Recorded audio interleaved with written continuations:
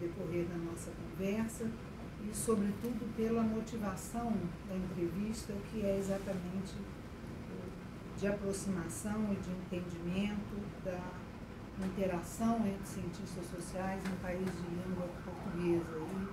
E nós escolhemos começar por esse tópico, exatamente pela importância que você tem no Brasil nesse esforço de aproximação dos cientistas sociais, dos nossos parceiros e colegas de Portugal, e queríamos que você começasse com essa avaliação sua, desde uma trajetória pessoal sua que te levou lá e até as ligações e as atividades institucionais. Nós temos uma lista importante das iniciativas conjuntas suas e de participação em bancas e publicações.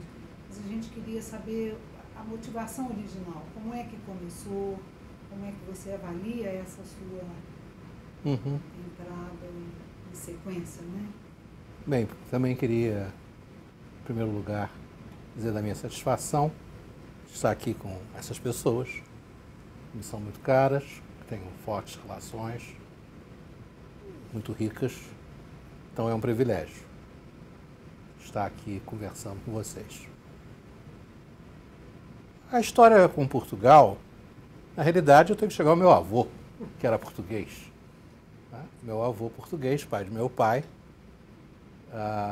que foi um imigrante português, que veio para o Brasil, mais ou menos durante a Primeira Guerra Mundial, mais ou menos nesse período, e com quem eu não tinha muito contato, mas que era uma referência, e o sobrenome Alves Velho vem desse avô, que era uma pessoa nascida num lugar chamado Vimioso, perto de Bragança, no norte de Portugal.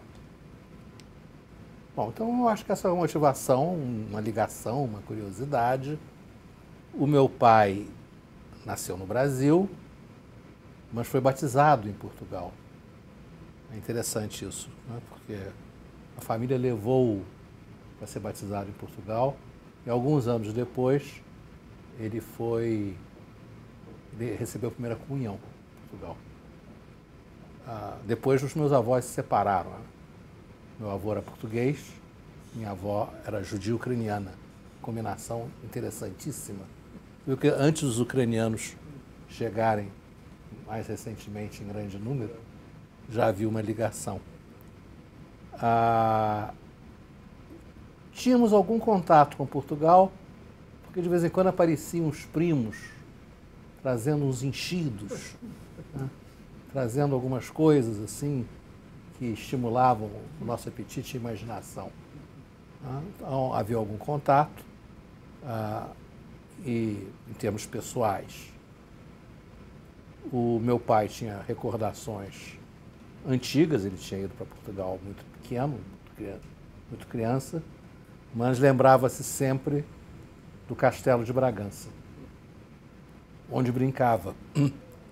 Então, décadas mais tarde, quando eu fui a Bragança, eu tive a emoção de entrar no Castelo de Bragança e me recordar das histórias que meu pai contava. Então tem esse lado afetivo, familiar e um grande interesse pela história e pela literatura portuguesas. Mas isso será uma constante nos meus comentários, a minha ligação com diversas áreas do conhecimento. Certamente história e literatura estarão entre essas áreas que se destacam. Então eu tinha uma relação com história e literatura, e especificamente um interesse na história e na literatura portuguesa. Outro dia falávamos de Alexandre Herculano, né? Garrett, Essa, naturalmente, né? Camões. Isso tudo aparecia no colégio em que estudei, que era um colégio muito bom. Isso, já falei sobre esse colégio em outros lugares, é o colégio de aplicação. Tinha uma formação em literatura e história particularmente interessante. E a história, propriamente, eu tive bons professores de história e tive, mais uma vez, eu cito meu pai, que é uma presença muito forte na minha vida e na minha formação, que tinha uma biblioteca que existe até hoje, muito rica, muito preciosa, em termos de história em geral, nas ciências humanas. Ciências humanas, psicologia, antropologia, sociologia. E um dos autores que me despertou mais sistematicamente o interesse por Portugal foi Gilberto Freire. Isso é fundamental. Tanto em Casagrande Senzala, sobretudo em Casagrande Senzala, mas há uma série de outras obras que se seguem, umas mais polêmicas, outras menos, mas como grande referência, Casagrande Senzala, Sobrados e Mucambos, sobretudo Casagrande Senzala. Então, eu tinha uma preocupação em compreender melhor Portugal, lidando o tempo todo, inclusive no território das ciências sociais, com os fortes preconceitos em relação a Portugal e aos portugueses. Desde a piada mais inocente, né, que faz parte do cotidiano, em outros lugares do mundo existe isso, né, piada sobre os antigos colonizadores e sobre os colonizados, né, mas coisas mais sérias, assim, de avaliações muito negativas do que teria sido a colonização portuguesa no Brasil, muito rejeitada por setores importantes da inteligência brasileira, inclusive até muito recentemente, né? Então, o Gilberto Freire, entre outros, mas sobretudo Gilberto Freire, dos cientistas sociais brasileiros, foi o que realmente chamou a atenção para a necessidade de reinterpretar, de rever Portugal e a cultura portuguesa. Como eu disse, a literatura, né? O Essa foi muito importante, falei em outros, o Herculano, mas o Essa foi muito importante. A leitura dos Maias, da Ilustre Casa de Ramírez, do Crime do Padre Amaro, sobretudo esses. Mas a Cidade das Serras também.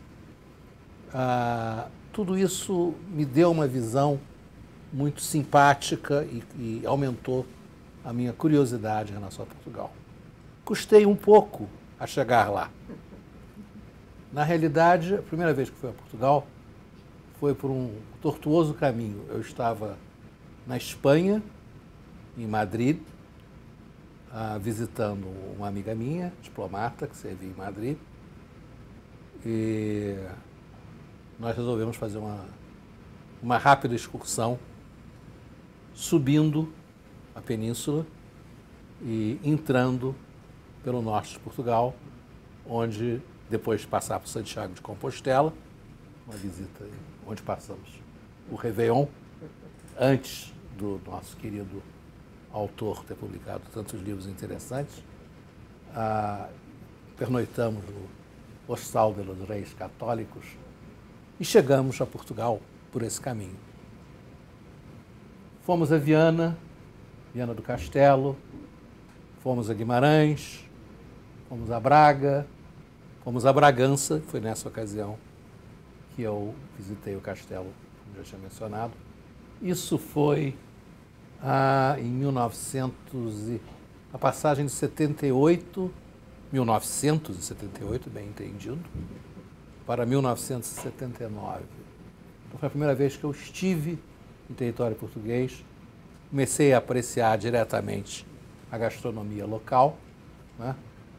E, enfim, foi uma impressão muito forte. Era frio, fazia frio, estivemos na Serra, fomos à Vila Real, também me lembro descendo para a Vila Real. E assim foi. Foram alguns poucos dias, mas que aprofundaram a curiosidade. Preciso conhecer esse país, preciso conhecer essa sociedade, preciso ter mais contato com a terra dos meus ancestrais, de parte dos meus ancestrais, pelo menos. E então aguardei mais alguns anos para que isso se desse. Eu lia bastante sobre Portugal, tanto em literatura como em história, mas conhecia pouco as ciências sociais portuguesas. conhecia pouco. Na realidade, eu li o livro do Cutileiro, que causou excelente impressão, foi muito bem recebido e é uma referência importante.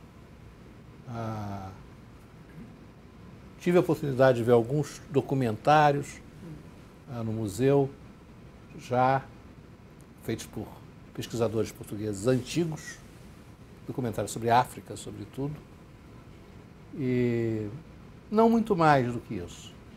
Mas o conhecimento das ciências sociais portuguesas passava mais pela linha história e literatura, e menos por antropologia, sociologia, embora houvesse alguma coisa. Inclusive as referências bibliográficas do Gilberto Freire. Aí chegamos já em 1994. Quase 20 anos. 15 anos já. 15, 16, né? 15 anos e pouco. O Congresso Luso-Afro-Brasileiro de Lisboa. E foi na Gulbenkian. E nessa ocasião eu tive a oportunidade de conhecer, inclusive, Antônio Firmino um pouco mais. Ele tomou a iniciativa de se aproximar. Né? Eu sempre assim um pouco solene, talvez. E Antônio... Já o conhecia bem das suas publicações, das suas obras sobre antropologia urbana nessa área. Então, isso proporcionou o início de um diálogo. O início de um diálogo e, sobretudo, essa percepção de interesses comuns. Essa percepção de que tínhamos interesses comuns, tínhamos algumas referências compartilhadas, que havia algum interesse no meu trabalho. Quem e eu convidou, Gilberto, para ir ao o Congresso. O Congresso, propriamente, eu fui convidado. Quem era o grande empresário desse congresso? Empresário no sentido de promover, Na realidade, a pessoa portuguesa que teve um papel muito importante, não só para mim, mas para os antropólogos brasileiros, os antropólogos, em geral, participarem dessa gloriosa expedição, foi Cristiana Bastos, que, aliás, estará aqui em breve. Né? Cristiana Bastos, de certa maneira, foi quem agenciou um destacamento brasileiro, né, que foi para esse congresso. E o congresso foi muito interessante, conhecemos outras pessoas mais rapidamente, inclusive a Graça, né, a Graça Índias Cordeiro. Não me recordo se nessa ocasião eu encontrei já Joaquim Paz de Brito. Não me recordo. Tenho a impressão que não. Mas, enfim, havia outras pessoas que eu fui apresentar, a quem eu fui apresentado, e saímos e conversamos. Estabeleceu-se uma certa sociabilidade e criaram-se algumas expectativas. Já se falou, nessa ocasião, em planos de dar continuidade, de dar sequência, prosseguir. Não que não existissem relações entre a ciência social brasileira e a portuguesa. Existiam. Jorge Dias tinha contato com o Brasil décadas antes, com algumas pessoas, com alguns profissionais. O nosso decaníssimo Castro Faria, Luiz de Castro Faria, conhecia o Jorge Dias. Né? Mas esse grupo etário a que eu pertenço tinha pouco contato e, efetivamente, nesse congresso se deu um aprofundamento. Já tinha havido um congresso anterior, a que eu não compareci, porque eu estava com outro problema na época, em Coimbra, em que já tinha havido algum contato entre algumas pessoas ligadas ao meu grupo etário e de antropólogos, sobretudo, mas ainda muito restrito. Eu creio que Lisboa, o congresso de 94, foi realmente um marco. Gilberto, só para ainda precisarmos melhor essa época, pelo museu, anteriormente a esse congresso, tinham passado antropólogos, outros cientistas sociais portugueses que tenham, porventura, feito algumas visitas ao museu ou Não, os cientistas sociais portugueses, efetivamente, tenho ido ao museu nesse período. A única pessoa, fora o Jorge Dias, que esteve nos anos 1930, 1940, a primeira pessoa que causou alguma impressão, que teve alguma presença, foi a Cristiana. Muito jovem, muito jovem. Claro, Muito jovem, acho que devia ser recém-doutora ou Sim, ainda recém-doutora. fazendo doutorado, talvez, não sei. Mas era uma pessoa muito charmosa e muito convincente e conquistou-nos, mostrou uma coisa fundamental, mostrou-nos competência. Né? Então, em Lisboa, depois, nós ficamos cientes, de um modo mais sistemático, do que havia de interessante.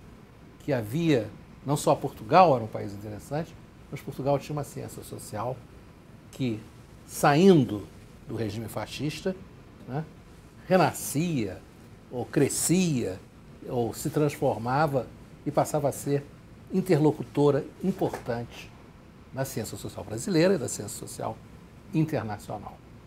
Então, foi mais ou menos esse o panorama. Isso em 1994. Logo depois, houve uma reunião no Rio de Janeiro, que eu confesso que eu não me lembro exatamente o título da reunião, mas que se passou no IFIX da UFRJ. E nessa ocasião, então, vieram Rosa Pérez, Joaquim Paz de Brito e... Foi um uso afro também. Mas 96, exatamente. Luso Afro 96. E que a base era o IFIX. Foi a ocasião até que Rosa Pérez sofreu um pequeno acidente, contundiu-se.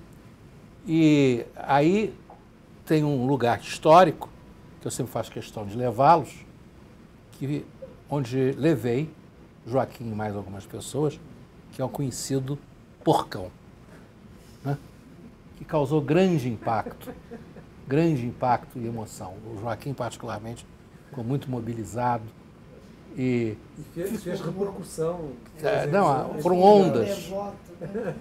E então, depois desse contato que eu já tinha tido com o Antônio, depois desse encontro com o Joaquim, com Graça também, depois com Dores, com Cristiana, surgiu o convite em 96, por isso que eu estava com essa dúvida. Foi o Congresso de 96, que foi no Rio, e depois no final do ano, mais para o final do ano, não sei se foi novembro, novembro, foi assim, eu fui convidado pela Graça e pelo Joaquim para participar de um curso que eles estavam dando, que eles dariam, dentro do mestrado deles. O mestrado, não me lembro do título desse mestrado. Patrimônio e Identidade. Então, eu dei algumas aulas nesse curso, participei como professor visitante, e aí, então, foi a ocasião em que conversei mesmo, trocamos ideias, aprofundamos questões e engrenou, né? Quer dizer, começou a engrenar em 94, essa reunião do Rio também foi importante, foi estimulante, contato com algumas pessoas, e finalmente esse período, foi um período de 2 meses praticamente.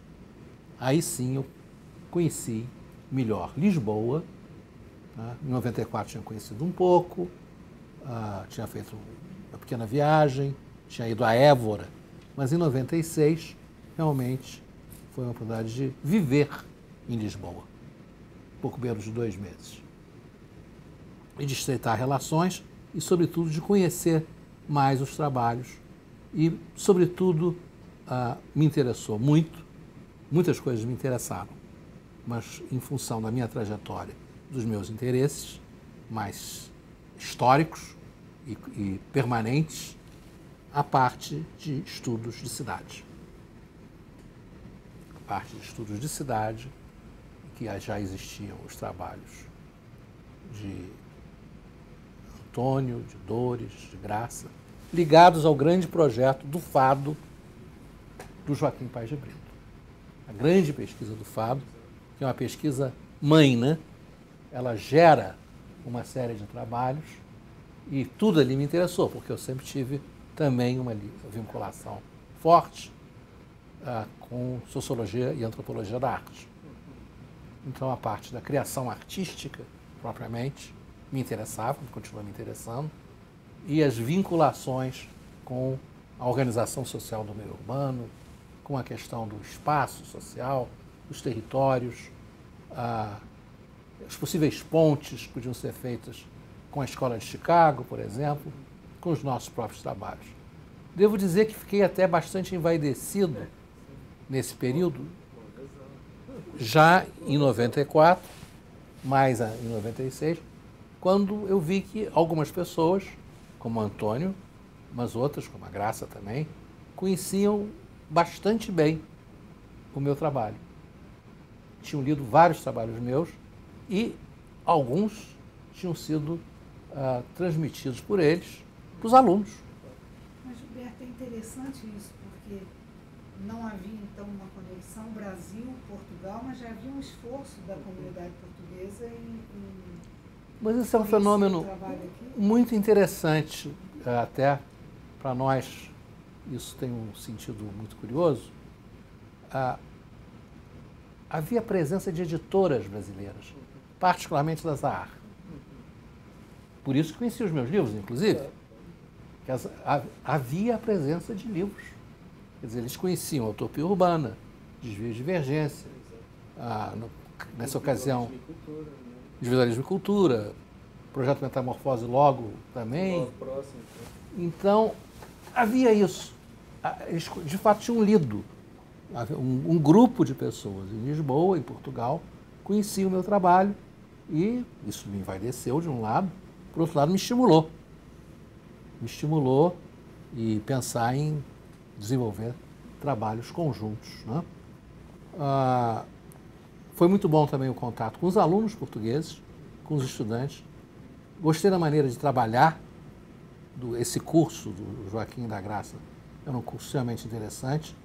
Ontem, quando você falava dos jardins, eu me lembrava das meninas Bonzinho, que faziam pesquisa com os jardins de Lisboa, e pesquisa sobre comboio, pesquisas várias, sobre laboratório, algumas pesquisas muito originais, várias discussões interessantes.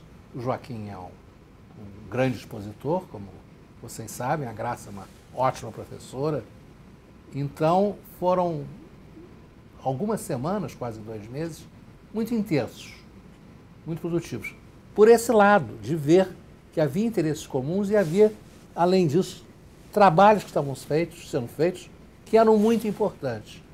E eu cheguei rapidamente à conclusão de que, especificamente, a linha de trabalho sobre bairros é fundamental no desenvolvimento de estudos urbanos mundiais. Não é uma coisa Brasil, Portugal, simplesmente, ou mundo latino-americano, ibérico. Não, os trabalhos sobre bairros são trabalhos referenciais. Quer dizer, tanto as teses de Antônio, de Graça, o trabalho de Dores com Antônio e o trabalho do Joaquim, original, mas a série de pesquisas, uma série de outras pesquisas de estudantes, não com tanto destaque, não com tanto, mas que formavam um conjunto de peso, uma referência rica e estimulante para antropologia, sociologia urbana, estudo de cidade. E uma série de discussões associadas ao estudo de cidades, através dessa problemática de bairros, como a questão fundamental das identidades e dos multipertencimentos e dos trânsitos, né? Fenômenos que podíamos dar nomes diferentes, podíamos não estar usando necessariamente os mesmos nomes, nós estávamos lidando com problemas parecidos e, às vezes, já incorporávamos uns e outros à bibliografia produzida dos dois lados. Então, essa descoberta ou esse aprofundamento, ampliação do conhecimento sobre a área de estudos urbanos em Portugal foi extremamente estimulante. Eu me lembro que, além das pessoas já mais maduras, jovens ainda, porém já profissionais engajados, eu fiquei muito impressionado com o trabalho de duas jovens estudantes. Logo que eu desembarquei em Lisboa, acho que no dia seguinte, eu fui a uma sessão de filmes etnográficos no Museu Nacional de Etnologia, dirigido já pelo Joaquim, na ocasião. E nesse festival, houve 3 pessoas premiadas. 2 das pessoas premiadas eram justamente Teresa Fradique e Suzana Durão. Isso em 96. E eu fiquei satisfeitíssimo com o que vi. O da Teresa era sobre o Cristo Rei, o da Suzana, se não me engano, era alguma coisa ligada a lavadeiras. Não me lembro exatamente o que era, mas era uma coisa mais a área do trabalho.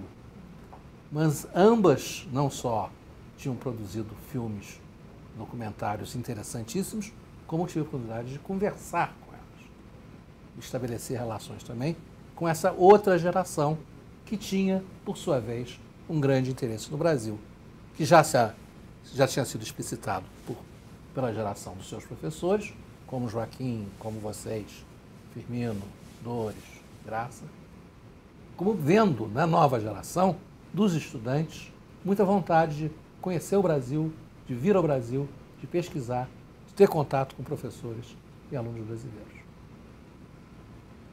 A partir daí, a partir desse ano de 96, eu fui a Portugal, não tenho a conta, mas umas 15 vezes. Umas 15 vezes, mais ou menos isso, para participar de júris, bancas. Participou na minha banca, o que foi uma honra. Fui do júri de Antônio Firmino, fui do júri de mestrado, se não me engano, de mestrado, da Teresa Fradique, fui do júri da Suzana Durão,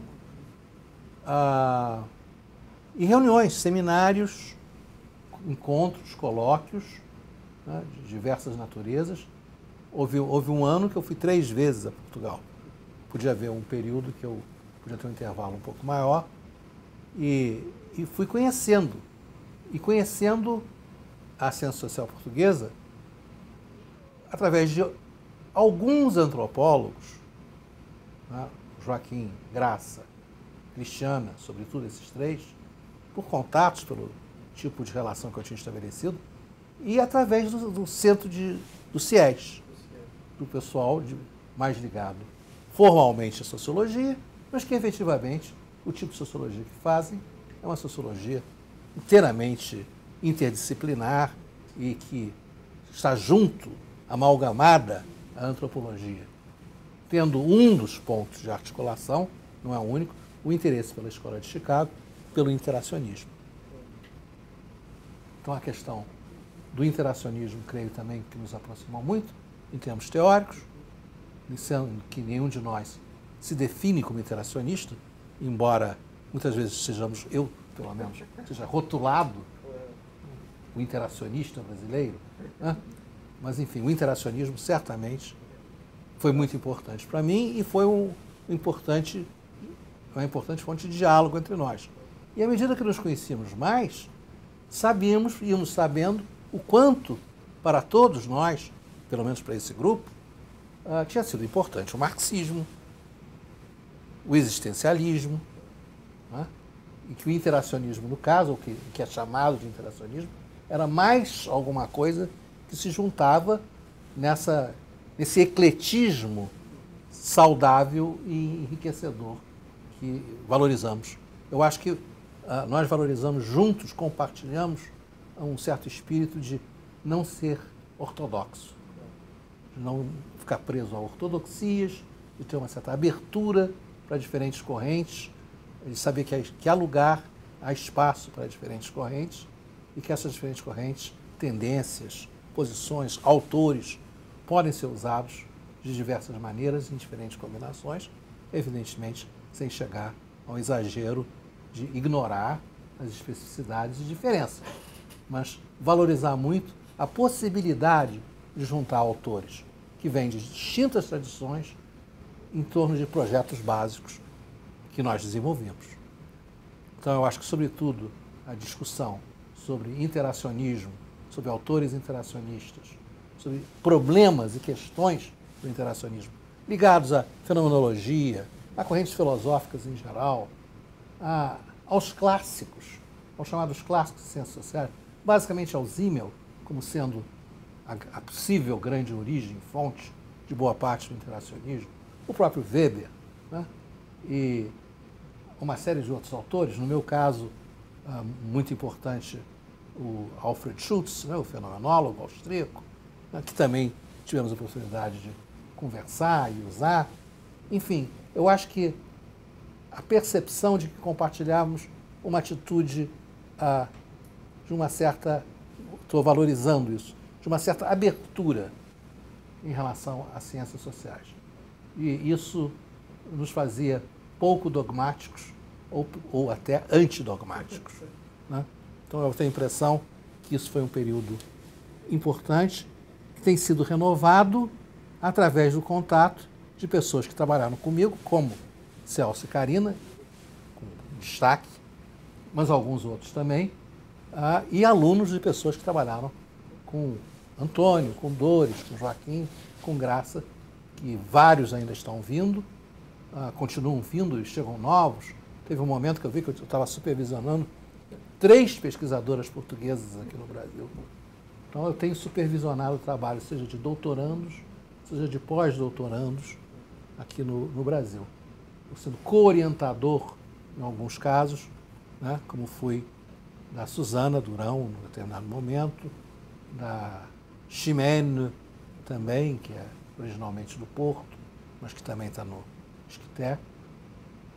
E outras pessoas que vieram, passaram para conhecer, para fazer contatos. Isso eu ia falar nela agora. E mais recentemente, a Lígia Ferro, que não está desenvolvendo um projeto no Brasil, mas que tinha um interesse muito grande em fazer alguns estudos comparativos no Brasil. E houve, em 99, o Antropologia Urbana da Sociedade no Brasil e em Portugal. Exatamente. Acho que é um marco, né? Isso tudo. Pois é, justamente, e me chegar a isso. Um resultado absolutamente concreto, material desse trabalho foi a coletânea Antropologia Urbana.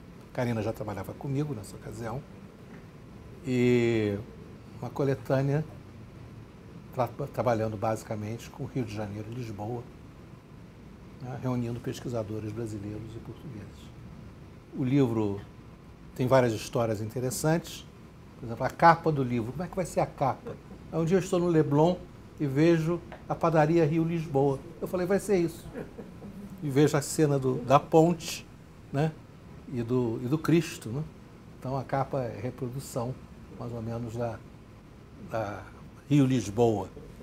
E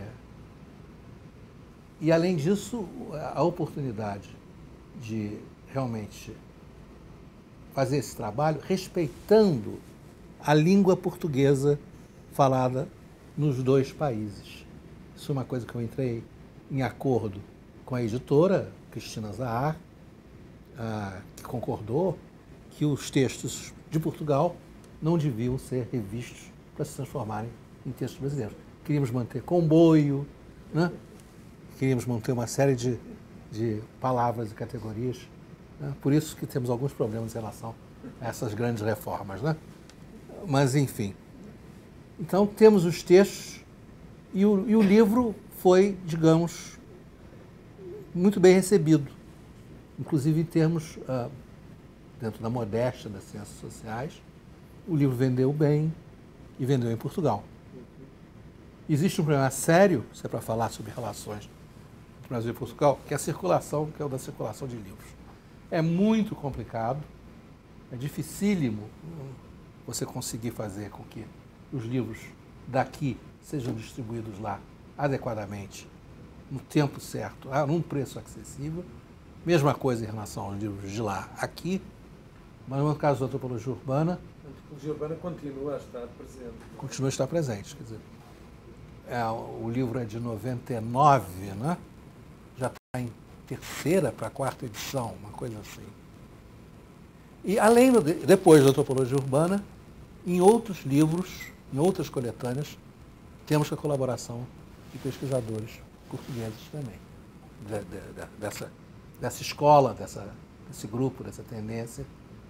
E então tivemos a vinda também mais regular de colegas que vieram participar ou de reuniões maiores, como a ABA, a Ampox, ou vieram visitar instituições específicas, como o museu, como a USP, como outras, onde permaneceram como professores visitantes ou pesquisadores associados. Então, não é que nós tenhamos inventado a relação Brasil e Portugal em ciências sociais. Não é isso. Mas eu acho que houve uma renovação muito grande, um revigoramento muito grande e uma abertura muito estimulante. E como nós estávamos mencionando também ontem rapidamente, a Revolução dos Cravos é 1974, o fim do regime autoritário, pelo menos em termos mais formais no Brasil, é 85. Então, 94, 96, né, nós estamos ainda, né, vivendo esse processo de construção da democracia, que tem implicações para a produção intelectual e artística, em geral, e que tem consequências para as ciências sociais. E eu acho que, no período autoritário, creio que tanto lá como cá, houve dificuldades de desenvolvimento da ciência social em alguns momentos, em algumas situações, não só pela repressão, pela censura, como também, às vezes, pelo outro lado, pela reação tanto sectária de alguns setores da ciência social mais à esquerda, uns mais explicitamente marxistas, outros nem tão explicitamente, os mais ligados a uma oposição, que contestavam o uso de bibliografias que não fossem as bibliografias que considerassem adequadas. Então, se de um lado, pelo menos no Brasil, houve um impulso para o desenvolvimento das ciências sociais, paradoxalmente, graças ao apoio, isso é uma outra longa história, mas enfim, da Fundação Ford, da FINEP, etc., mas havia certamente uma barreira ideológica. Eu acho que isso foi outro ponto de encontro. Quer dizer, tanto nós como eles não queríamos nos enquadrar numa posição sectária, numa posição fechada de um lado ou de outro. Quer dizer, tínhamos sido vítimas, de algum modo, seja em termos de trabalho, seja em termos de vida mais amplos, de regimes autoritários, de censura, e também tínhamos sido vítimas, de algum modo, não sei se é até uma coisa que algum dia a gente precisa conversar mais, do que nós chamamos de patrulhas ideológicas. Né? Até esse livro que eu estou lendo agora, Um Trem para Lisboa, aparece isso. Aparece isso, um personagem particularmente interessante, que é discriminado pelo fato de, em algum momento, não manter uma posição de que os seus colegas de esquerda, acreditavam que devesse ser mantido. E ele não faz isso, ele tem um comportamento mais heterodoxo e passa a ser vítima de hostilidade. Então, outro ponto de encontro, dentro desse ecletismo saudável, no modo de dizer, que eu já falei antes, é essa visão de que estamos todos interessados nas grandes questões públicas, nas grandes questões nacionais, mas nós queremos nos aproximar delas com um olhar mais aberto, mais capaz de lidar com nuances e matizes. E creio, falei de interacionismo, de lidar de um modo mais sistemático, de um modo assumir como ciência social a problemática, com todas as aspas que quiserem, indivíduo e sociedade. Você mencionou agora na sua fala a questão do papel público e bem recentemente você tem sido um colaborador importante da Fundação para a Ciência e Tecnologia de Portugal. E no Brasil, seu papel institucional tem sido fortíssimo, fundamental. Você podia falar um pouco desse...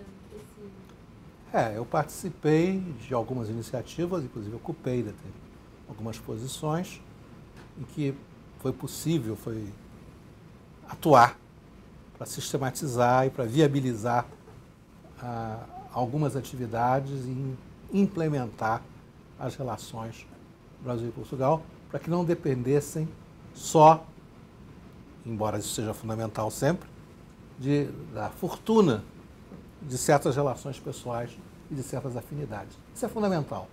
Sem isso não se faz. Sabemos disso.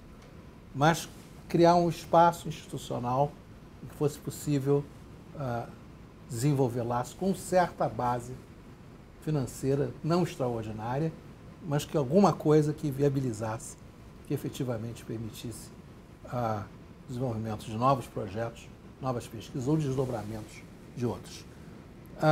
Em relação à fundação, eu tive a oportunidade, foi bem lembrado pela Karina, eu tive a oportunidade de, umas 3 vezes, creio, ser convidado para integrar, não sei como é que aquilo se chama, a comissão de avaliação dos projetos de pesquisa em Portugal. Painel da avaliação. Foram 3 vezes, em circunstâncias muito diferentes, mas isso são outras conversas. As 3 não foram exatamente do mesmo padrão, foram do mesmo modo, mas aconteceram. Essa última, eu tive a oportunidade de convidar e levar uma equipe, tinha que ser só de não portugueses. Nas outras ocasiões eu participei com portugueses. Lembro uma vez era Museu, Paz de Brito e Pina Cabral. A outra vez era Museu, acho que novamente Paz de Brito, e não me lembro quem era a terceira. E dessa vez agora me pediram para organizar uma comissão que não tivesse portugueses. Uma visão assim de busca de uma imparcialidade, de uma distância. Levei Peter Fry, convidei Peter Fry, Anthony Seeger, Bela Bianco, Moamem e quem mais? Eu estou assassinando alguém. Uma 5ª pessoa, talvez, agora.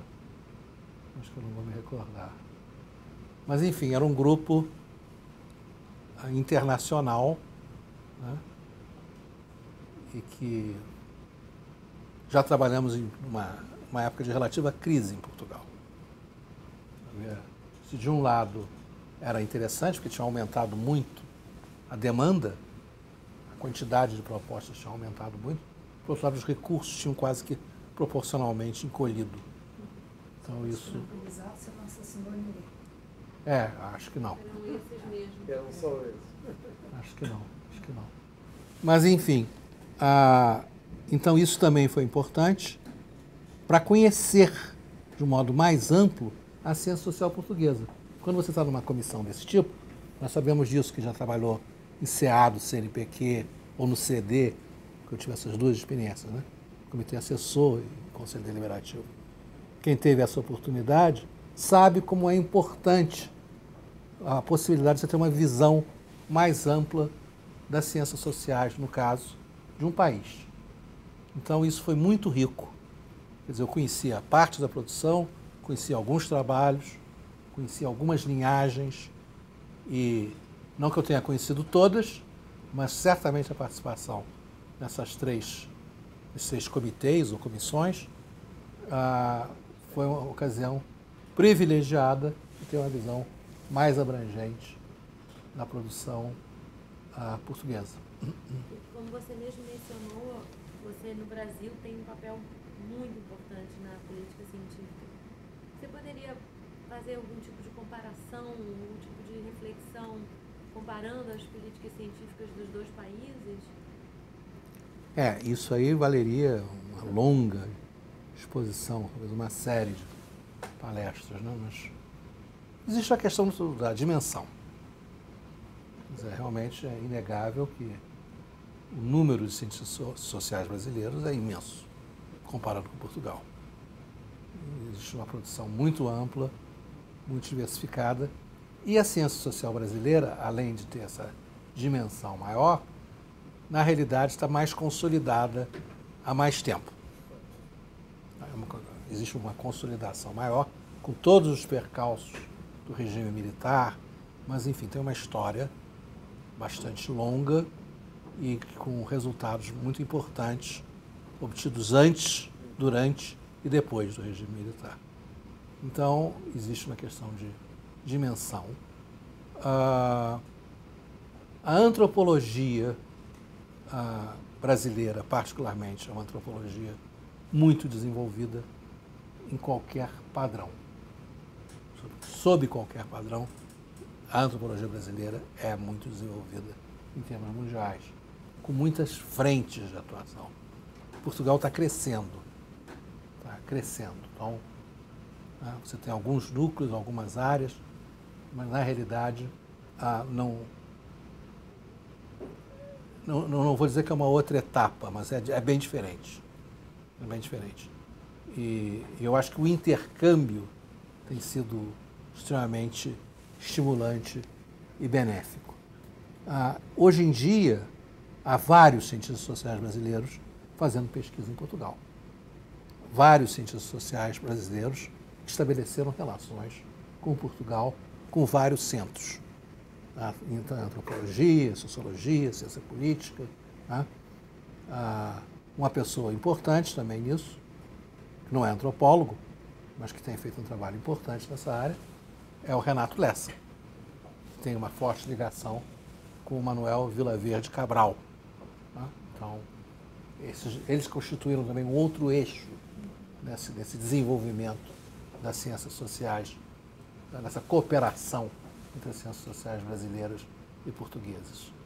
Há uma série de outros exemplos. O Boaventura de Sousa Santos, Coimbra, tem uma forte influência em certas áreas, tem uma série de contatos, vem ao Brasil regularmente. Às vezes ele nos explica muito, talvez demais, mas ele nos explica, né?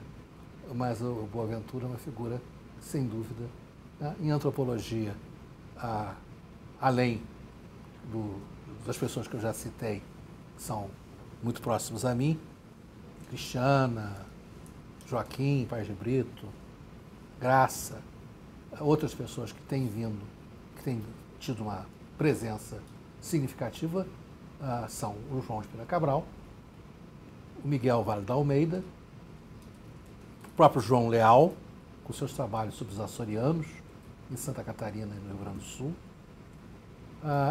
a Susana Viegas, fazendo pesquisa na Bahia, e vários outros. Esses são os que eu lembro agora. E dizendo, brasileiros fazendo pesquisa em Portugal, que eu comecei falando disso. Tem pesquisas feitas em Portugal por vários brasileiros. Pesquisas feitas, inclusive, sobre brasileiros em Portugal. Isso é uma área, uma ex-aluna minha, a Alessandra Siqueira Barreto, por exemplo, desenvolveu pesquisa lá. Aquela jovem loura da UERJ também fez pesquisa sobre a Igreja Universal. Clara Mafra, né? E outros. E pessoas de São Paulo também. E também o outro fenômeno a registrar é a presença de estudantes que vão fazer cursos. Não só vão fazer pesquisa, mas vão fazer cursos. Eu fiquei até surpreso, acho que uma das últimas conferências que eu dei no ISCTE, quando apareceu um verdadeiro destacamento de estudantes brasileiros de diversas origens regionais, né, com várias perguntas e com roupas características, muito interessante. E alunos portugueses que vêm ao Brasil também e fazem cursos. Estabelece aqui. Você mencionou o Congresso Luso-Afro Brasileiro como uma instância, né, importante de aproximação. Eu só queria talvez ouvi-lo a respeito da parte afro do mundo, né? Então, o Luso-Afro, quer dizer, evidentemente, Brasil e Portugal são dois países, a África é um continente, um mundo à parte, mas qual é a sua visão, o contato eventual que você tem? Uma pessoa importante nesse processo do lado brasileiro foi o Peter Frey. que tinha feito pesquisa no início de sua carreira na antiga Rodésia, no Zimbábue, e que depois já, como representante da Fundação FOR no Brasil, esteve em Moçambique e em outros lugares da África e articulou-se bastante bem com vários setores. Depois que saiu da Fundação FOR, depois tornou-se professor do Instituto de Filosofia e Ciências Sociais e também é uma pessoa importante. É claro que a África portuguesa é privilegiada. Uma pessoa, por exemplo, que tem feito pesquisas interessantes é o Wilson Trajano, da UNB, que ele andou pela Guiné, se não me engano, por Cabo Verde também, creio, mas há outros, quer dizer, sobretudo a África portuguesa, é claro. Existem pesquisas, embora seja luso-afro-brasileiro, em outros lugares, como em Macau, ou em Timor, né? Quer dizer, o mundo luso, né? O mundo de língua portuguesa, na realidade é mais amplo, embora seja luso-afro-brasileiro, mas a África é sobretudo África portuguesa, a antiga África portuguesa, e algumas pessoas estabeleceram contatos de pesquisa e alguns estudantes portugueses vieram para o Brasil, estudantes africanos vieram para o Brasil e fazem cursos. No IFIX houve vários, no museu tivemos alguns casos, eu próprio orientei um rapaz de Moçambique, e cabo-verdianos em vários lugares existem também. Então há um aumento do número de estudantes de origem africana, e os congressos dos afro-brasileiros, existe sem dúvida um problema de saber até que ponto é possível fazer reuniões na África. É complicado. Então as reuniões têm sido muito mais em Portugal e no Brasil. Já houve uma reunião na África e foi em Angola. E é difícil, é complicado, existem problemas logísticos, problemas de recursos, problemas de diversas ordens, e é uma ciência social que realmente está em suas etapas mais preliminares. Mas você tem toda a razão, o Congresso é luso-afro-brasileiro. Eu gostava de lhe perguntar agora, há uma dimensão da sua atividade que só mais tarde descobrimos depois da atividade de pesquisa e de publicação académica, que é a sua presença como intelectual público no espaço público do Brasil. É algo que é muito interessante, temos vindo a acompanhar um pouco a partir de Portugal, mas evidentemente de maneira que suponho limitada. Gilberto, não gostaria de nos falar um pouco dessa vertente da sua atuação? Eu, como muitas pessoas da minha geração, crescemos já de adolescente a jovem uma certa resistência à ditadura. Quer dizer, eu nunca fui militante de partido, mas participei da resistência de diversas maneiras. Seja nas passeatas de que falava ontem a Dores, seja em atividades de crítica, de divulgação, de resistência na universidade, seja como aluno, seja como professor, a luta contra a censura. Logo que houve o movimento, ou o golpe, ou como queiram, em 64, houve uma grande paralisia. Houve uma fuga, uma dispersão, houve uma grande paralisia. E isso que eu vou contar agora, eu acho que pouquíssimas pessoas sabem. Formou-se um pequeno grupo, que era a partir de uma rede de conhecidos e amigos, já em abril, maio de 64, que começou a fazer panfletagens, né, na cidade do Rio de Janeiro, em lugares contra a ditadura, denunciando. Trabalhava-se com mimeógrafo naquela época, e esse grupo era um grupo que hoje em dia eu posso falar os nomes, né, porque creio que nenhum dos antigos membros dos órgãos de segurança se levantará do túmulo da cadeira de rodas para vir atrás de nós, nunca se sabe. Mas eu, o meu irmão Otávio, Moacir Palmeira, Vladimir Palmeira, mais uns 10 ou 12, que panfletávamos, que entrávamos nas favelas, que fazíamos discursos para as pessoas da classe trabalhadora. Às vezes, depois que eu reli alguma coisa do Che Guevara, me lembrei de coisas, experiências pelas quais tínhamos passado, dos olhares, né, que recebíamos. E havia experiências curiosíssimas, como nós nos preparávamos para panfletar um momento que ia haver um acontecimento importante no centro da cidade. Nós éramos muito bem organizados, então íamos com um mês de antecedência para escolher os lugares de onde íamos soltar os panfletos. E chegou um determinado dia que íamos soltar os panfletos, chegamos na janela, tinha se erguido nesse período um prédio que fechava a possibilidade de jogarmos panfletos. E nessa campanha de denúncia e panfletagem, que os partidos de esquerda mais tradicionais estavam desarticulados, encontramos alianças surpreendentes com a minha mãe. Que a minha mãe achou aquilo tão interessante que ela ia fazer análise ali na Avenida Rio Branco. Minha mãe fazia análise, uma vanguardista. E ela levava panfletos na bolsa. E na época existia um prédio que foi derrubado, o Palácio Monroe, que era a sede da chefia do Estado-Maior das Forças Armadas. Minha mãe, mulher de general e filha de marechal, panfletava os automóveis. E nós só viemos a saber disso depois. Né? Então, estava escrito nesses panfletos? Explicando, como sempre, estávamos explicando, como sempre, o que estava acontecendo.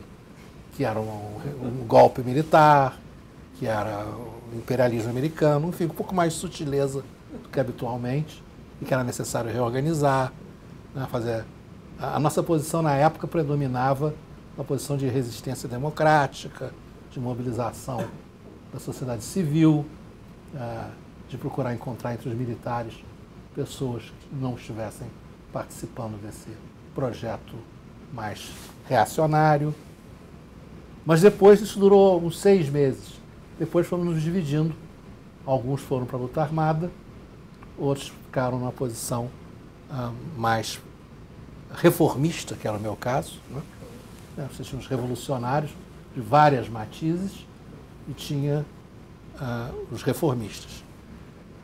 Mas desde cedo, desde os 20 e poucos anos, eu comecei a publicar na imprensa artigos. Estava-nos a contar da sua participação na imprensa logo desde cedo e era muito interessante agora ouvi-lo explicar um pouco isso. Na realidade, é importante lembrar que eu me tornei professor da universidade em 1969. Eu entrei para o UFRJ como professor 1º de março de 1969. Portanto, eu tinha 23 para 24 anos. E eu publiquei, no início dos anos 70, 2 livros. A Utopia Urbana, que era a dissertação de mestrado, e uma coletânea que já era produto da minha volta dos Estados Unidos, que é um outro capítulo, né? O Desvio e Divergência. Os temas da Utopia Urbana e do Desvio e Divergência, portanto, já tinha 20... Mesmo antes dos livros serem publicados, eu já fui convocado, porque essas coisas no Brasil, no Rio, eu já pertencia a uma pequena rede densa, que as pessoas têm ideia, ouvem falar, há repercussões sobre as suas atividades. Então, comecei a falar na imprensa sobre temas como o Rio de Janeiro, que é o tema que até hoje é central para mim. Claro que o caso de Copacabana era um caso constantemente requisitado, tanto na imprensa escrita como na televisão.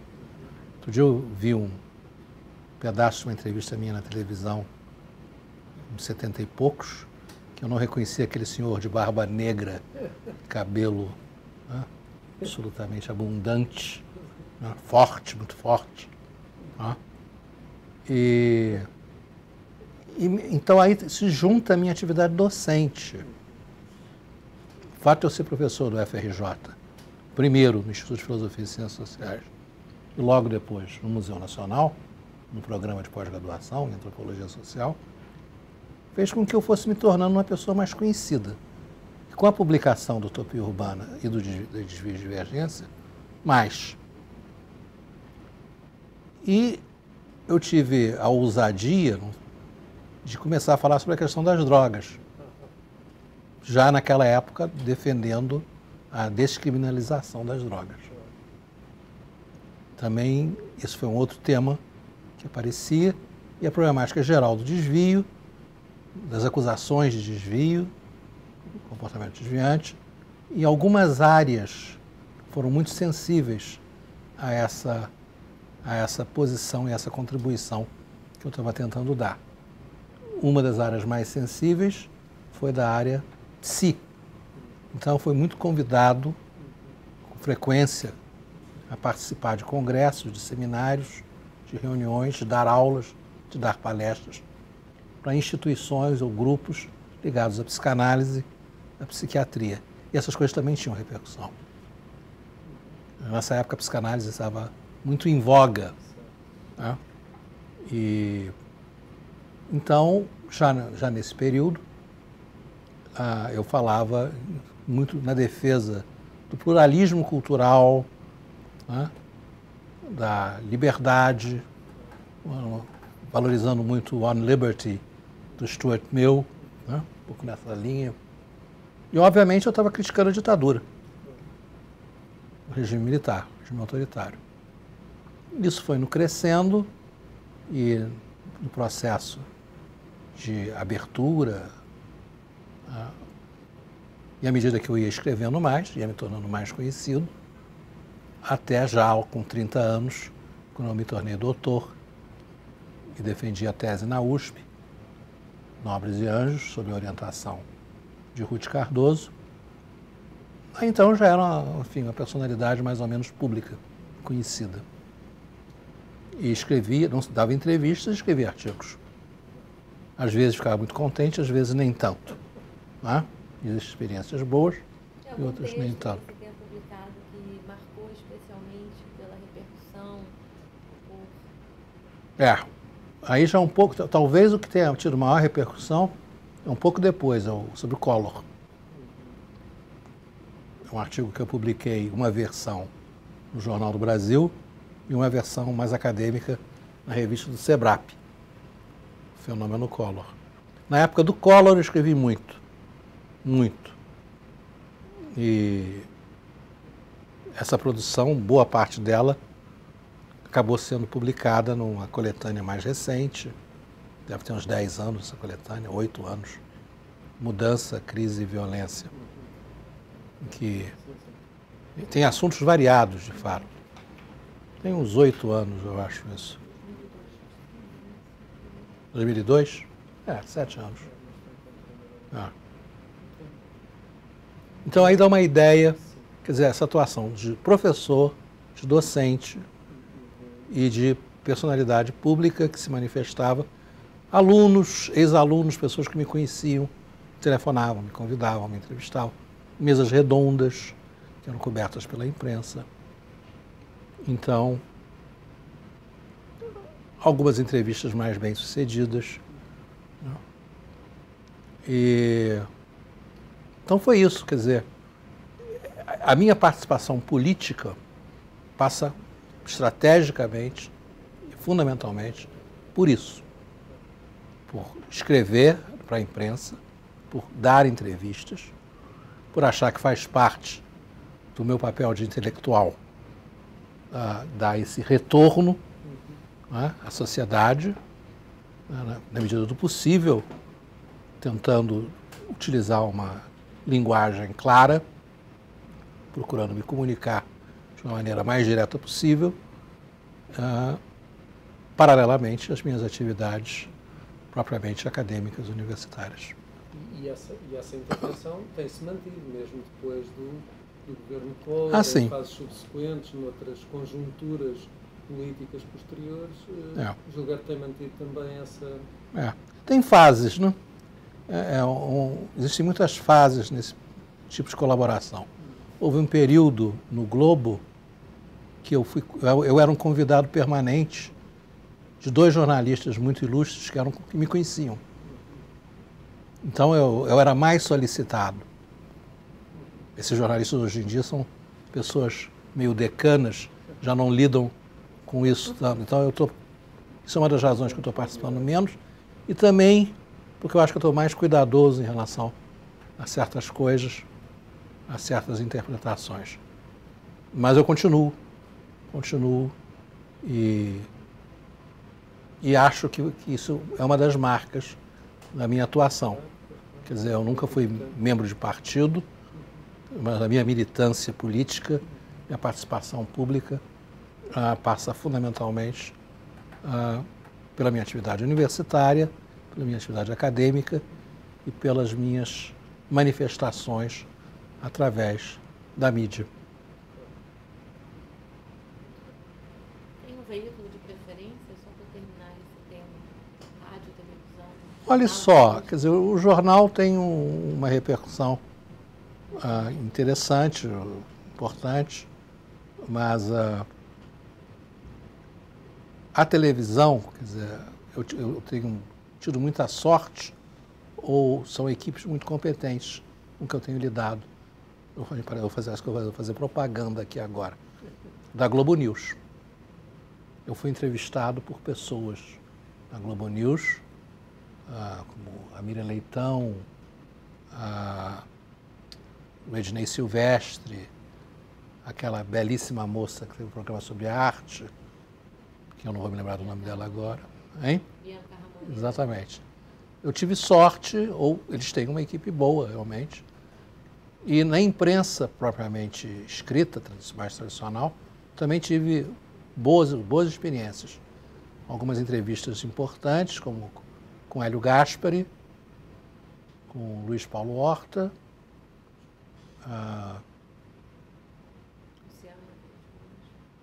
Luciana Vilas Boas, bem lembrado, e mesmo ex-alunos, como Isabel Travancas, que fez uma belíssima entrevista comigo uma vez, e uma série de outras situações que eu poderia citar. Uma outra faceta da sua biografia de cientista social, já aqui foi aflorada, que é a sua relação com os alunos e o seu papel de orientador, que é um papel que assume um caráter de recorde, com quase uma centena de orientações, de teses, de dissertações de mestrado e doutoramento.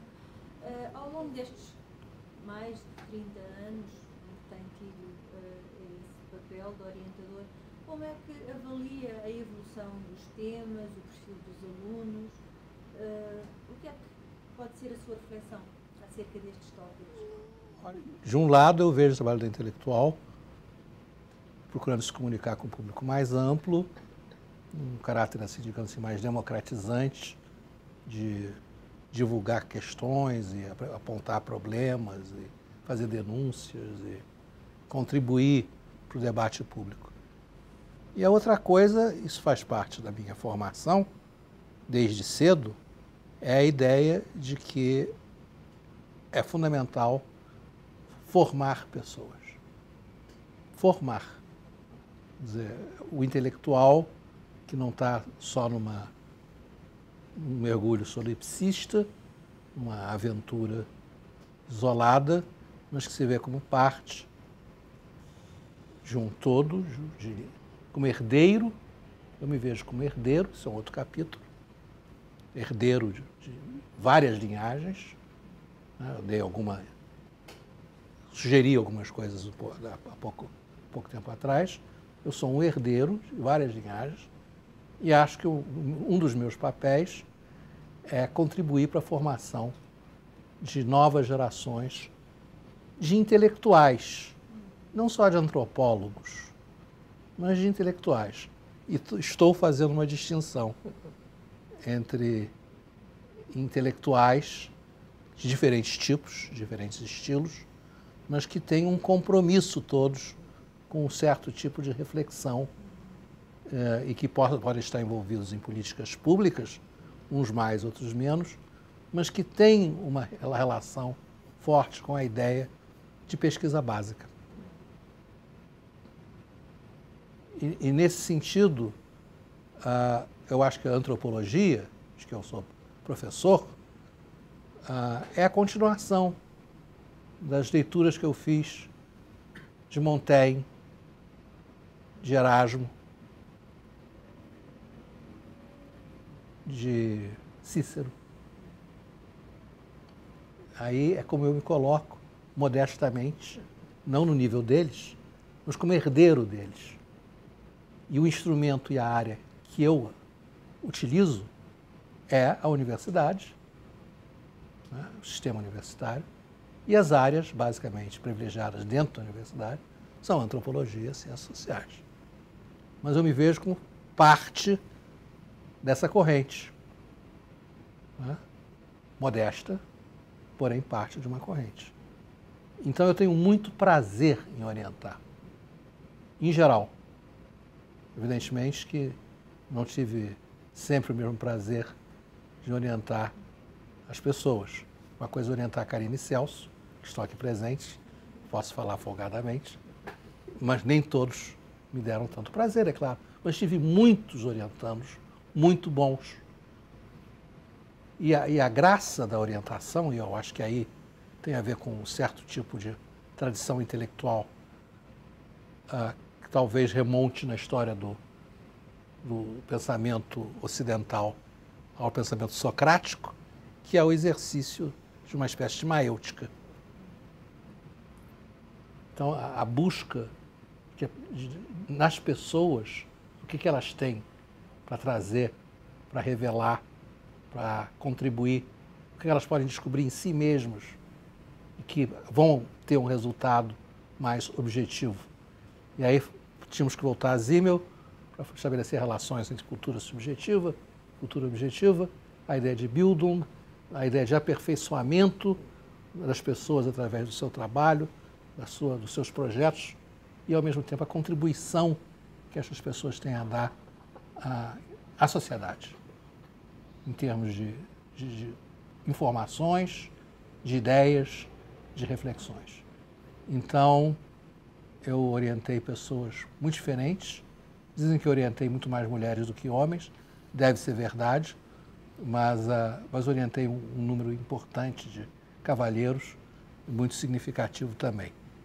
Mas o fato é que eu tive a oportunidade não só de ter pessoas que se interessaram pelo que eu fazia e vieram seguir, de certa maneira, uma trilha que eu estava percorrendo, mas, sobretudo, o que é mais importante é você perceber que você pode ajudar uma pessoa a criar a sua própria trilha, a traçar o seu caminho. Para isso, você tem que ter uma certa empatia e nem sempre é possível. Nem sempre é possível. Uma grande curiosidade, eu acho que essa ainda é uma das poucas qualidades que eu acho que eu tenho, uma curiosidade. Espero que isso não se transforme em curiosidade excessiva, né?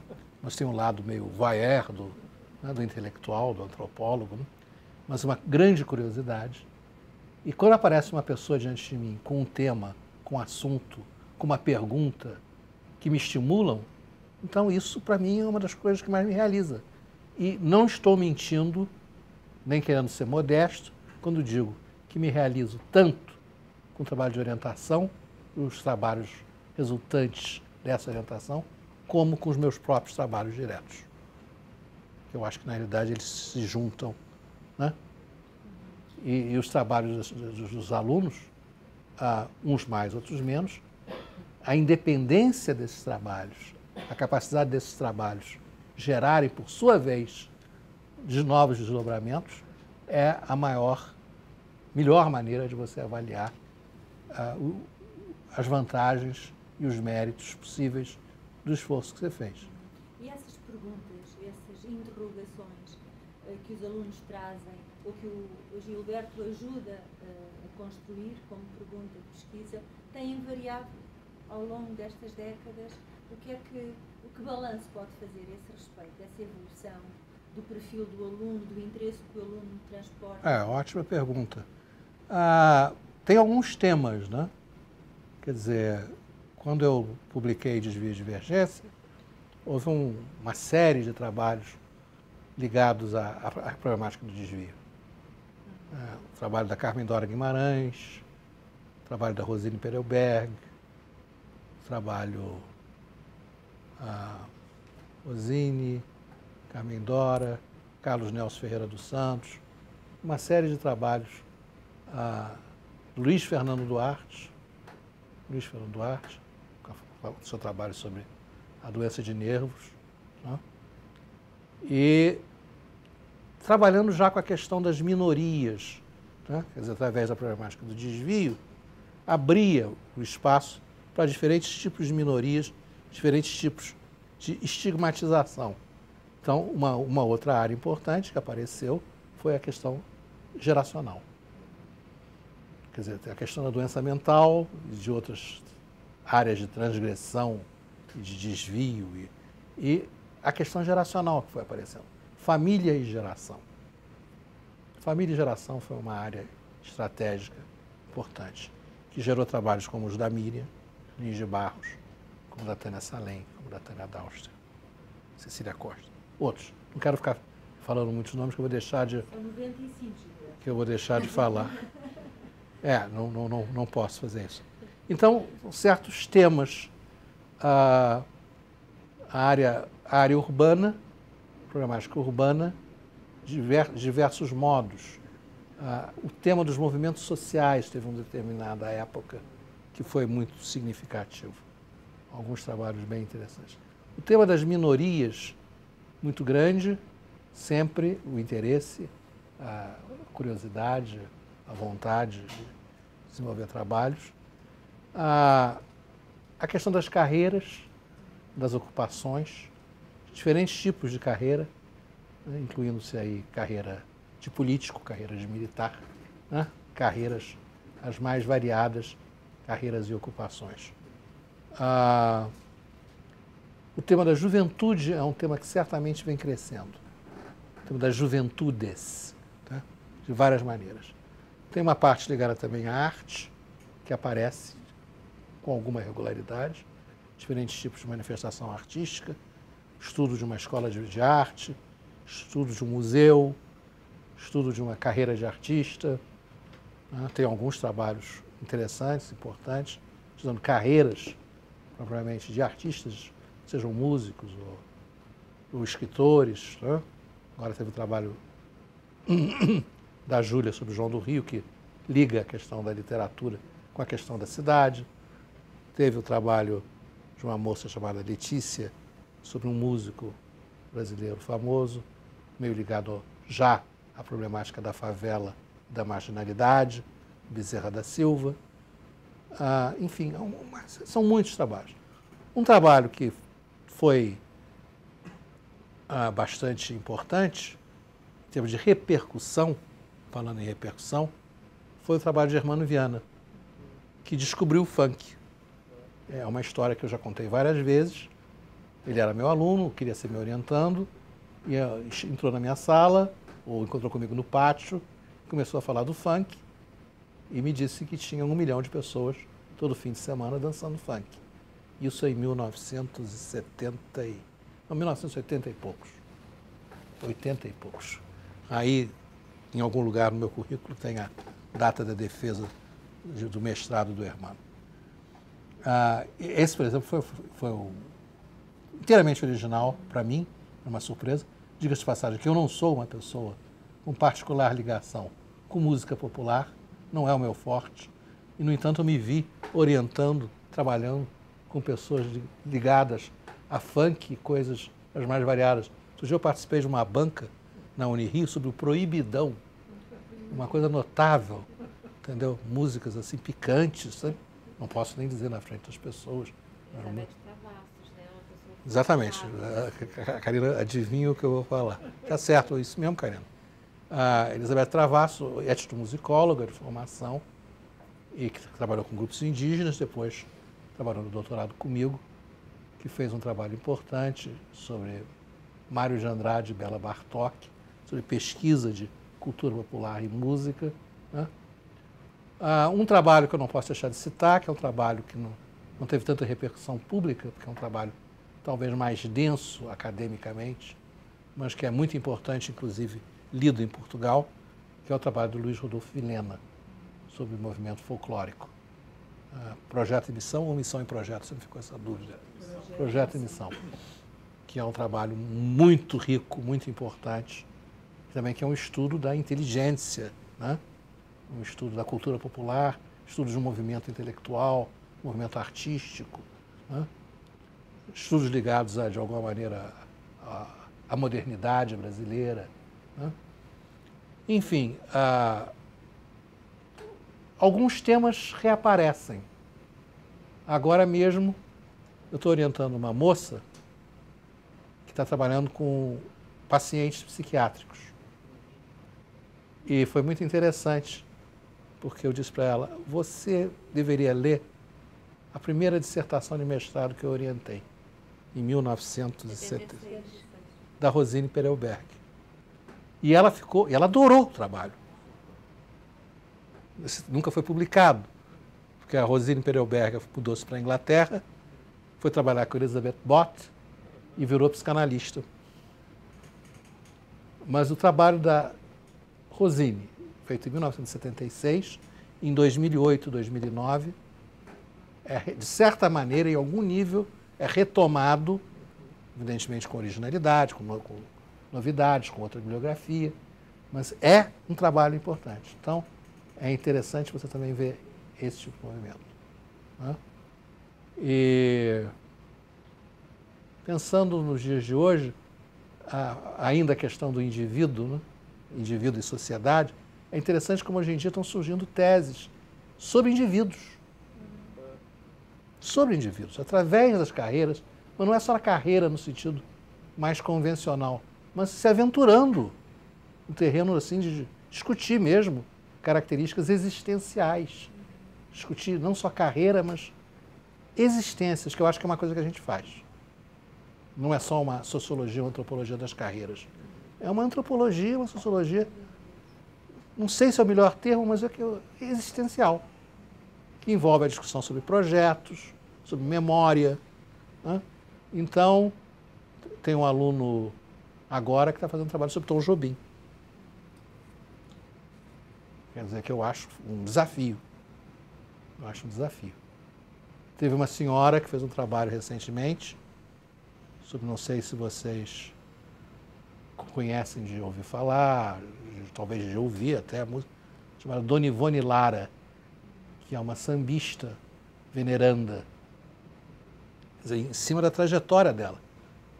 Mas a trajetória preocupada em perceber, na análise da trajetória, a complexidade da pessoa, procurando relacionar, eu acho que esse é um ponto que nós nos preocupamos sempre, relacionar a complexidade da sociedade com a complexidade das pessoas que vivem nessa sociedade, né? A ideia dos múltiplos papéis, mas mais do que papéis, são os trânsitos, são as transformações, o que eu chamei de metamorfose também, né? E a metamorfose não é só numa sequência a longo prazo, a metamorfose pode ser instantânea, com reversão, né? São essas mudanças radicais, passagem de um domínio para o outro, né? Então, essa recuperação das biografias. Eu considero a biografia, estou talvez me desviando um pouco, eu considero biografia um gênero absolutamente poderoso e rico para as ciências sociais e particularmente para a antropologia. A biografia que o Lytton Strachey fez da Rainha Vitória é um dos livros mais importantes para você entender a sociedade da época. E é um trabalho que lida com a densidade e riqueza existencial da personagem. Há uma série de outros trabalhos que eu poderia enumerar, outras biografias importantes, desde aquelas antigas que tinha na casa do meu pai, né, do André Maurois, interessantes, importantes, outras, né, biografias também. Eu considero, por exemplo, em termos de história do Brasil, a série, não sei se vocês tiveram a oportunidade de ter contato, do Otávio Tarquínio de Souza, sobre os fundadores do Império. que tem, por exemplo, o próprio Pedro I, Feijó, Bernardo Pereira de Vasconcelos, José Bonifácio, pelo menos esses. São biografias esplêndidas, riquíssimas, e que você percebe a pessoa. Que é alguma coisa oposta. Quando eu comecei a fazer pós-graduação em antropologia, isso não era antropologia. Não se fazia isso. Você podia ter, às vezes, no máximo, alguns informantes que se falava um pouco mais sobre a história de vida deles, mas era um meio, quando, nesse caso, também é um fim. Também é um fim. Isso, desculpa interromper, mas sempre ficou também presente nos seus livros, no Utopia Urbana, nos Rios de Divergência, o aparecimento dos personagens de uma forma a levar em conta a complexidade deles, né? Sem reduzi-los Eu acho que sim, e isso aparece também, vamos rasgar seda, no seu trabalho sobre a vereadora e no trabalho do Celso sobre Benjamin Constant, por exemplo. Há outros, mas é evidente que vocês dois estão aqui e eu me lembro imediatamente. Né? O Benjamin Constant e a nossa querida vereadora aparecem de uma maneira rica, de uma maneira densa, com suas contradições, com suas dificuldades, com o seu sofrimento, até, quando é o caso. Né? Então é isso. Não sei se respondi satisfatoriamente a sua questão. Gilberto, ainda na esteira da pergunta que a Doris te fez sobre as orientações, a gente até tinha aqui um roteiro, mas eu gostaria de introduzir uma outra questão que é sobre, mas que eu acho pertinente, para os colegas também acham, sobre a trajetória dos orientandos. Tem a ver com as trajetórias possíveis de profissionalização, no caso em particular em antropologia, mas talvez um pouco mais em geral nas ciências sociais. Quer dizer, o caminho, comparando ao longo desses 30 e poucos anos, 33 anos, desde a primeira defesa, né? Quer dizer, como que você vê a profissionalização, né, dos seus orientandos antes, ou não, eventualmente, pessoas que tinham interesse mais diletante ou ocasional, mas, em geral, comparado com hoje, o jovem que termina o doutorado ou mestrado em antropologia. Eu acho que o grande objeto de desejo continua sendo a universidade, na área que eu atuo. É a universidade. Nossas escolas de matadores de dragões, Antônio Firmino. Eu adoro escolas de matadores de dragões, aliás. Eu me permito isso. Mas a universidade é o grande objeto de desejo. Era e continua sendo. Mas, se de um lado as universidades se expandiram, se multiplicaram, por outro lado, aumentou muito o número de doutores. E eu, por exemplo, não sou a favor disso. Não sou a favor. Acho que são metas quantitativas, maximizadas. A formação das pessoas, na média, tornou-se menos sofisticada do que era. É uma produção em massa, é uma pressão sobre os alunos e sobre as instituições para produzir doutores, para serem apresentados depois em propagandas dos mais variados governos. Temos tantos milhares de doutores. E eu hoje tenho, coisa que eu não tinha, essa é uma diferença, quase todos os meus orientandos, até uns 10 anos atrás, conseguiam se empregar como professores de universidades mais ou menos respeitáveis, ou federais, ou estaduais públicas, ou PUCs. Nos últimos 10 anos, talvez até um pouco mais, isso está ficando mais difícil. Então, hoje em dia, eu tenho ex-orientandos, doutores, que fizeram boas teses, com dificuldades de inserção neste mundo. Mas já acontece coisas semelhantes ao que você descrevia ontem. Se abrirem outros nichos, ou serem forçados outros nichos. Como, por exemplo, dar aula de... Um doutor em antropologia está dando aula de sociologia numa escola técnica superior federal, mas não é num curso de antropologia ou de ciências sociais, nem sequer de história, mas é um emprego federal. E tem alguns casos que eu tenho em 80 e tantos, quer dizer, eu não acompanho todos, não sei de detalhes da vida de cada um, eu tenho uns 3 ou 4 que estão precariamente empregados, que estão ainda tentando encontrar um lugar ao sol. Isso há 20 anos atrás, 30 anos atrás, podia demorar algum tempo, um pouquinho mais, as pessoas de um modo geral conseguiam ou se tornar professores nas universidades ou pesquisadores em alguns casos. Pesquisadores em instituições como o CPTOC. Não é?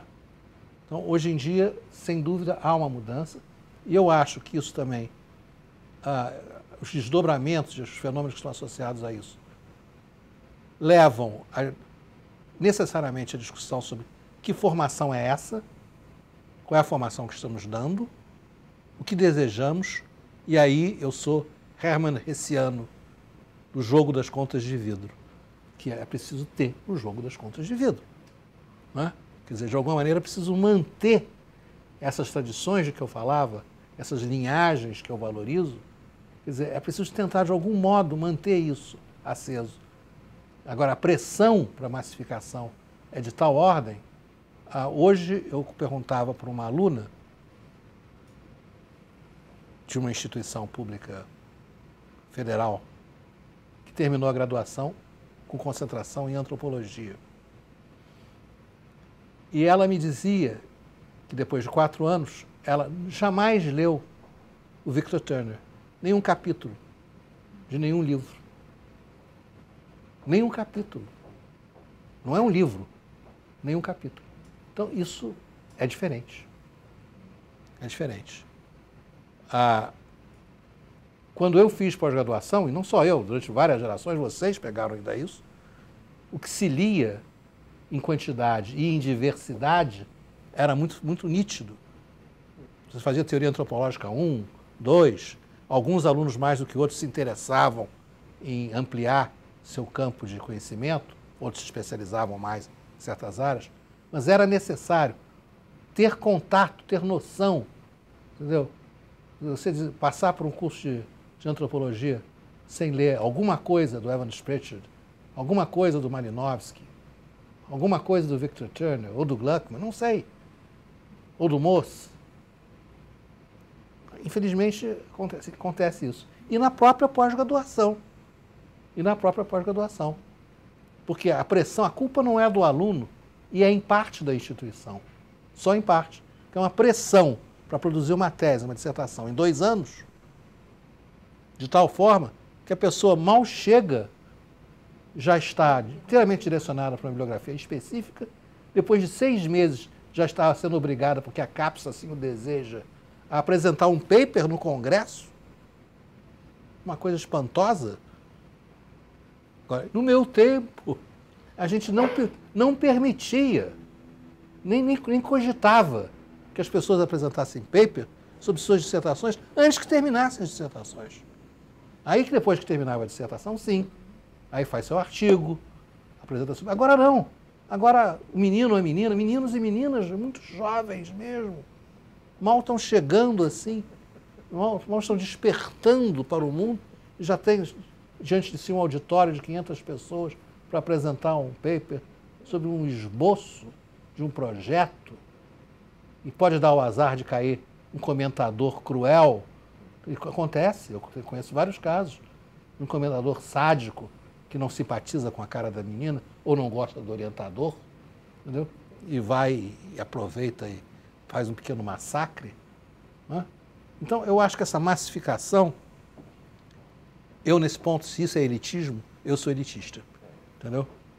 Porque eu sou contra essa massificação empobrecedora. Você mencionou isso, uma diferença, para interpretar assim, existe uma certa tradição clássica, mais ou menos canônica, não no sentido muito ortodoxo, mas que deveria ter se mantido, que de alguma forma tem corrido o risco de se perder ou se especializar por essas pressões, mais ou menos nesse caminho. Dentro desse cânone que você estudou, viveu. Se você tivesse que destacar uma obra da antropologia que foi mais importante, impactante ou enfim, que merecesse um destaque. Uma obra, Celso? Uma obra não dá, Celso. Eu posso citar 2 ou 3. Os Nuer, do Evans Pritchard, Political Systems do Highland Burma, do Leach, Street Corner Society, do William Foote White, Outsiders, do Becker. Esses 4. Eu consegui, nós conseguimos, publicar em português 2 pela Zahar. O Political Systems foi publicado no Brasil e os Nuer também foi publicado no Brasil. Isso eu considero uma grande vitória da nossa comunidade de antropólogos, cientistas sociais. Certamente, Celso, se você me desse oportunidade, eu teria mais uns 4 ou 5. O Malinowski, etc, etc, etc. Mas eu, por exemplo, tenho mais prazer em ler o Evans Pritchard. É uma questão de prazer estético, literário também, de ler o Evans Pritchard, seja os Nuer, seja o Lasagne, do que todos os Argonautas. Embora eu adore os Argonautas, eu acho que é uma leitura. Se não dá para ler todo, tem que ler boa parte do livro. Boa parte do livro. Então, essa. Agora, além disso, tem a Ilíada, né? Em termos de personagens, você mencionou a questão, você se via como herdeiro de várias tradições. Né? Na sua formação também, se tivesse que destacar um personagem mais marcante, que pode ser tanto um terreno de formador, quanto um colega. Posso falar no Montaigne? Isso aqui é uma coisa mais próxima. Olha só. Não, eu falo. Uma pessoa que foi muito importante, como interlocutora e como amiga, foi a Ruth Cardoso, que foi minha orientadora de doutorado. Mas que foi uma pessoa com quem eu tive uma relação muito igualitária. Ela era uma orientadora, eu tive sorte com os orientadores, ou eu consegui, de alguma maneira, encaminhar minha vida para orientadores adequados. Do seu orientador de mestrado? O Sandy Davis? Como é que você sabe isso? A Karina sabe tudo. Deus do céu. A equipe, nossa equipe. Que coisa notável. Quantos anos está fazendo Sandy? Agora eu quero saber os detalhes. Deve fazer 65. Mas depois de uma falar coisa da assim. Ruth, podíamos falar um pouquinho dele. Tá, mas a Ruth basicamente foi assim, quer dizer, eu fiz o mestrado no museu, com orientação do Sandy Davis, depois do homem do DT, e ia ter doutorado no museu. O Roberto Cardoso era a grande liderança, o coordenador, e íamos partir para o doutorado, mas enquanto isso, achamos que seria interessante eu passar um ano nos Estados Unidos, já obtendo créditos para esse doutorado e conhecendo, tendo contato com determinadas áreas de reflexão e de pesquisa. E então eu fui para a Universidade do Texas, em Austin, que era onde provavelmente, certamente na época, você tinha a melhor concentração de estudos de antropologia urbana e de antropologia das cidades complexas. Eu tinha sido aluno já aqui, no Rio, do Anthony Leeds e do Richard Adams. E lá descobri pessoas que foram mais interessantes ainda, como Ira Buckler, que foi a pessoa que me introduziu à obra do Howard Becker. Eu já conheci o Goffman, mas aprendi mais sobre o Goffman, bem mais. E conheci a obra do Howard Becker. Isso aí é uma outra história longa, interessante. Conheci a obra. Então, eu tive essa experiência de passar um ano nos Estados Unidos, voltei com o intuito de fazer o doutorado no museu. Mas por crises políticas do museu, o Roberto Cardoso saiu do museu e acabou o doutorado. Então, o Roberto não nos abandonou e me apresentou a Ruth Cardoso, que era simplesmente casada com o irmão da mulher dele. Né? Como você sabe, Vou falar o nome. Fernando Henrique Cardoso, conhece, né? Pois é, o Fernando Henrique, casado com a Ruth, a irmã do Fernando Henrique, Gilda, casada com a Roberto Cardoso de Oliveira, na história das relações pessoais e parentesco familiares. E fui apresentado a Ruth, conheci também a Eunice Durra na ocasião, olhei um pouco para as duas assim e falei, é essa. Embora goste muito da Eunice. Entendeu? E a Ruth foi a vida toda uma relação esplêndida. Eu já tinha 8 cursos no museu, 6 no Texas, 14. Não tive que fazer curso em São Paulo. Ela me inscreveu num curso, que a minha participação no curso foi ir 1 ou 2 vezes para dar palestra no curso. Depois fiz minha qualificação e defendi a minha tese na USP. E a partir daí mantivemos a relação, organizamos juntos grupos de trabalho na Ampox, na ABA, tivemos vários empreendimentos juntos e foi até morrer uma referência fundamental, direta, com quem eu falava de vez em quando, não tanto quanto gostaria, mas com quem eu mantive o relacionamento. Então é uma figura, sob todos os aspectos, fundamental para mim e para muita gente, né? Mas eu fui o primeiro orientando de doutorado dela, segundo dizem. Eu não tenho certeza, mas parece que foi. Então... E a Ruth combinou muito bem esse dilema e essa demanda de um intelectual com intervenção pública. Políticas públicas. Com muito equilíbrio. Sem dúvida.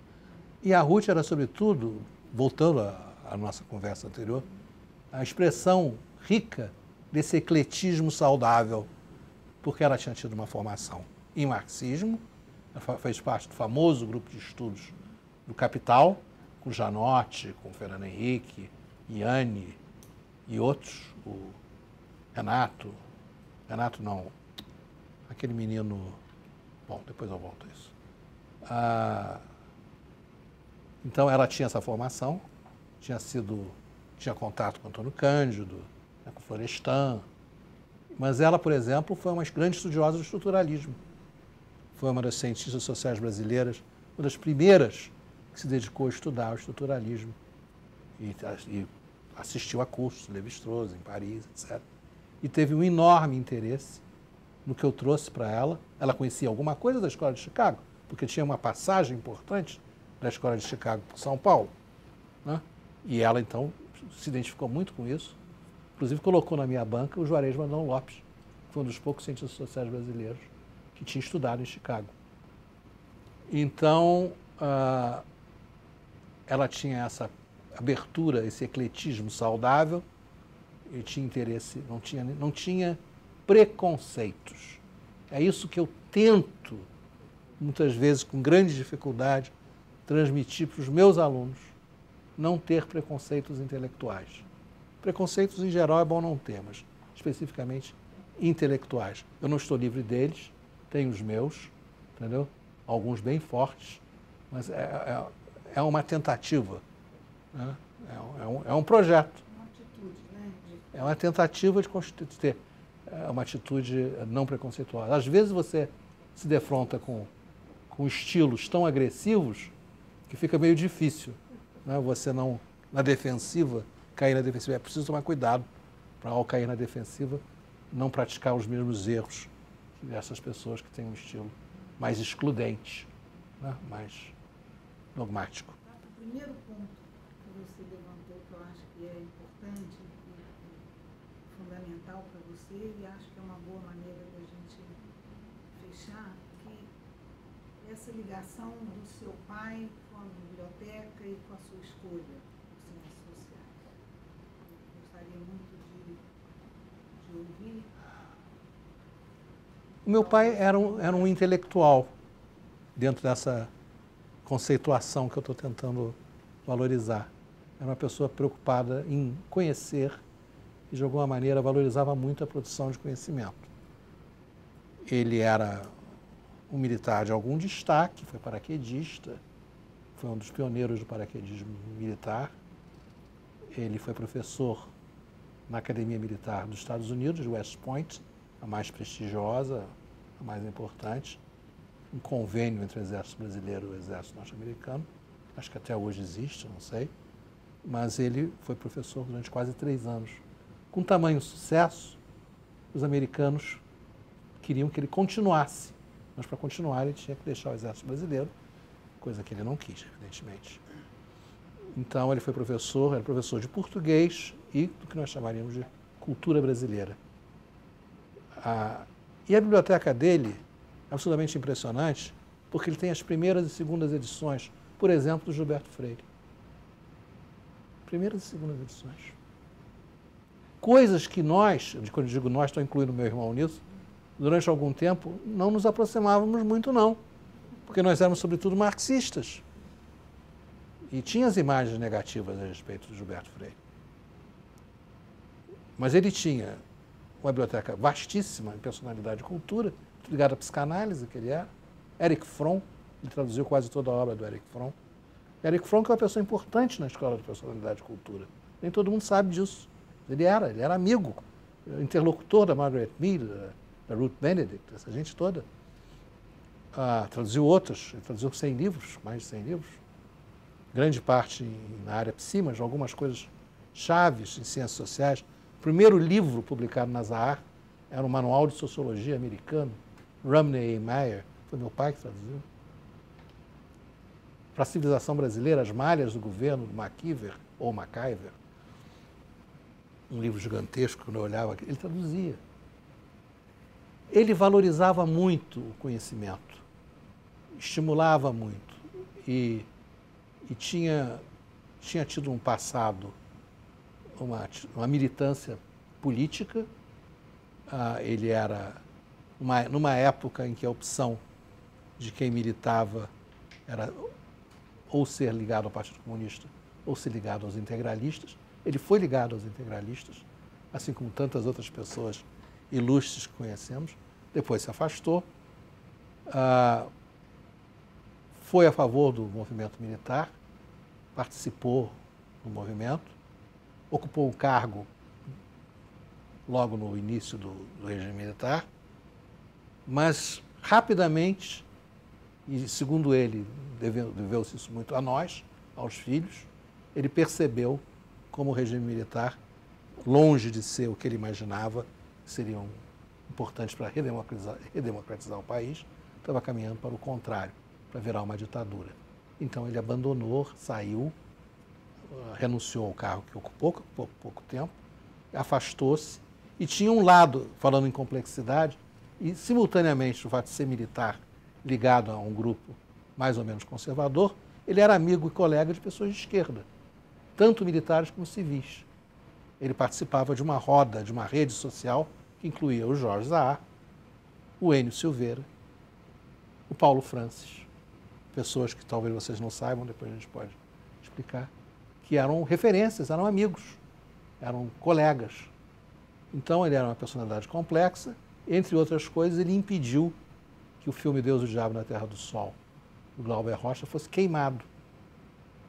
Porque a ideia era queimar o filme, ele era diretor da Agência Nacional, e impediu. Então tinha esse gosto pelo conhecimento que fez, que se traduz no fato que os dois filhos foram fazer ciências sociais. Meu irmão estava destinado à engenharia, mas na última hora trocou o vestibular, fez o vestibular. Você associa a essa experiência? Ao meu pai? Sem dúvida. Sem dúvida, aquela biblioteca, com as observações que ele fazia, e a gente constantemente se atritando com ele. Mas esse atrito é uma coisa clássica de relação pai e filho, não? Uma coisa clássica, não é muito original. Mas foi o suficiente, ele viveu o suficiente para ter uma relação com os filhos em que ele percebeu que os filhos reconheciam o que ele tinha feito e eram gratos. Isso é um privilégio para ele e, sobretudo, para nós. Então, foi muito importante a presença dele. E tem um outro lado da minha família materna, que eu falei pouco, porque, claro, que a figura do meu pai é tão central, mas o meu avô materno, que também era militar, era uma pessoa que valorizava muito os estudos. Ele era, na origem, tinha sido positivista. E era um estudioso, uma pessoa muito ligada à língua portuguesa, era um apaixonado pela língua portuguesa, e tinha uma formação em matemática, e também era uma pessoa importante como referência. Mas, sobretudo, meu pai. O meu avô era uma figura assim, muito bondosa, muito doce. A gente não se atritava com ele, mas a presença do meu pai foi, sem dúvida, mais profunda. Beto, acho que a gente vai encerrar essa etapa, né, até para não cansar muito, e agradecer imensamente. Eu acho que a sua disposição, falar sobre tantos temas interessantes e continuar. O prazer será meu. Obrigada. Obrigado a vocês.